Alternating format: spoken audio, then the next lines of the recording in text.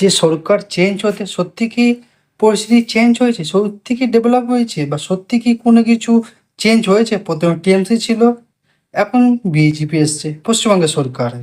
ঠিক আছে? পশ্চিমবঙ্গের নতুন সরকার যে হয়েছে বিজেপি, ঠিক আছে?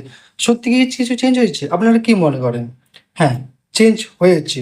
অনেক কিছু চেঞ্জ হয়েছে। যেমন ১ম এ টিএমসির আমলে বড় মেয়েদের রেপ হতো। আর এখন বিজেপির আমলে বাচ্চাদের রেপ হচ্ছে। চেঞ্জ হয়েছে তো? নিশ্চয়ই হয়েছে ভাই। ১ম এ টিএমসি আমলে গুন্ডাগাড়ি হতো, গুন্ডাগিরিও হতো, ঝামেলা, দখলবাড়া। এখনো সেই একই আছে, চেঞ্জ হয়েছে তো? নিশ্চয়ই হয়েছে।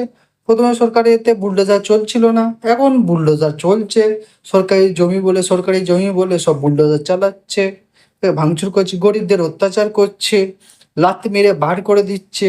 তাহলে আমি একটা কথা জানতে চাই, সবাই যদি গরিবদের লাথ মেরে চলে যায় যে সরকারি জমি বলে লাথ মেরে বার করে দিচ্ছে, তাহলে সত্যি কি কোনো জায়গায় লোক বাস করতে পারবে? এটা কলকাতার বুকে যদি লোককে সবাই বলে সরকারি জমি, "চলো ওঠো, সরকারি জমি চলো ওঠো।"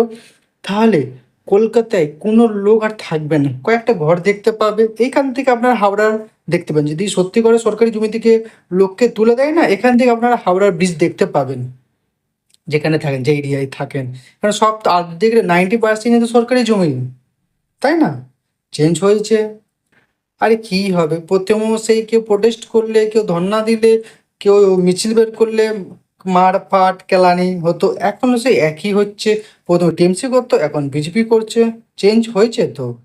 ১ম এ দিদি ৳১,৫০০ দিয়ে লক্ষ্মী ভান্ডার করিয়েছিল মহিলাদের, সব মহিলা দিয়েছিল। এখন অন্নপূর্ণা ভান্ডার হয়েছে ৳৩,০০০ দিয়ে। কিন্তু সবাই পাবেন না। তার অনেক ক্রাইটেরিয়া আছে।